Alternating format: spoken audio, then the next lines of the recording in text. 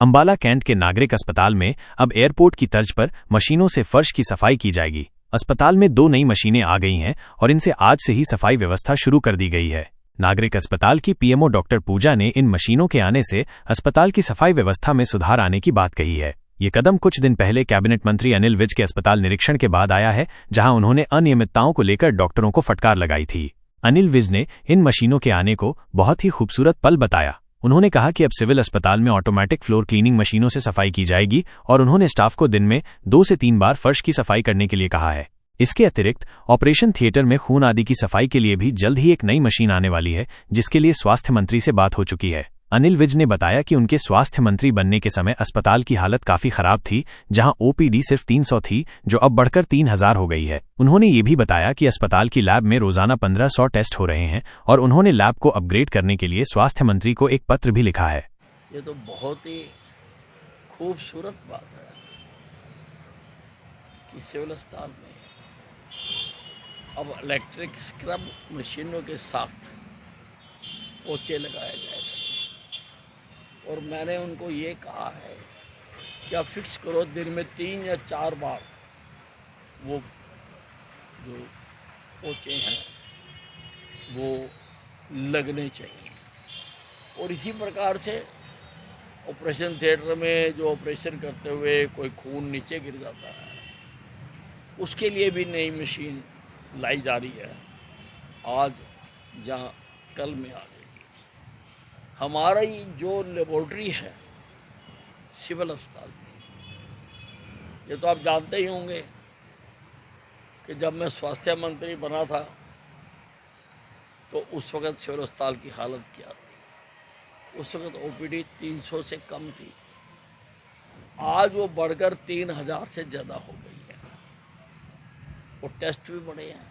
हमारी लेबोरेटरी में रोज़ाना लगभग 1500 टेस्ट होते हैं, जो कि बहुत बड़ी संख्या है। कुछ लोग महरूम भी रह जाते हैं, इसलिए उसको भी अपग्रेड करने के लिए मैंने पत्र लिखा है स्वास्थ्य मंत्री को कि यहाँ पर लैब को और अपग्रेड किया जाए, ताकि हर आदमी का रोज़ाना जो है एक जो रिपोर्ट हो खून की हो, उसको रोज़ाना रिपोर्ट मिले। मंगाई गई हैं। और हाँ जी, हमारे माननीय मंत्री जी श्री अनिल विज जी का ये हॉस्पिटल एक ड्रीम प्रोजेक्ट है।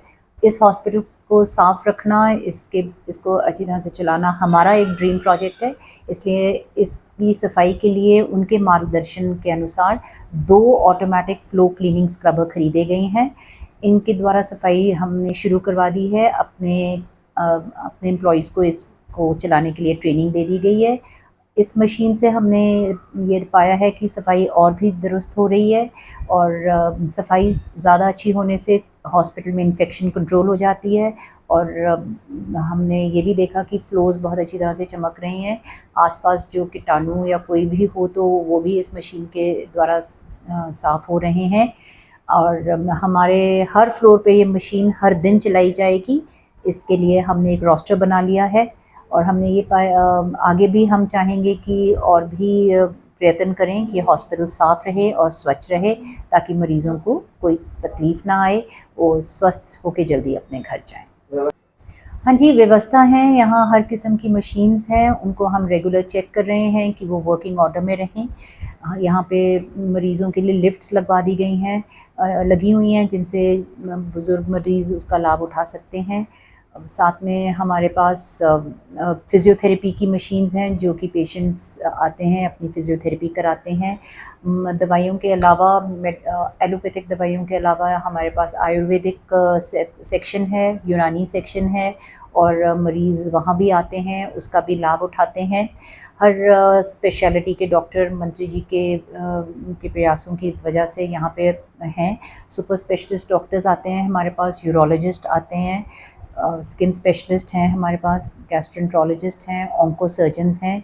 तो इन सब चीज़ों को देख के मरीज़ को बहुत लाभ मिल रहा है। साथ में कैंसर सेंटर में डॉक्टर्स अपना सर्जरी कर रहे हैं, कैंसर की सर्जरीज़ हो रही हैं और उनको रेडियोथेरेपी, कीमोथेरेपी दी जा रही है। तो कहने का मतलब ये है कि एक ही छत के नीचे सारी सुविधा उपलब्ध है। हमारा उद्देश्य ये है कि हम इनको दुरुस्त रखें, इनका ताकि मरीज़ जल्दी ठीक हो जाए।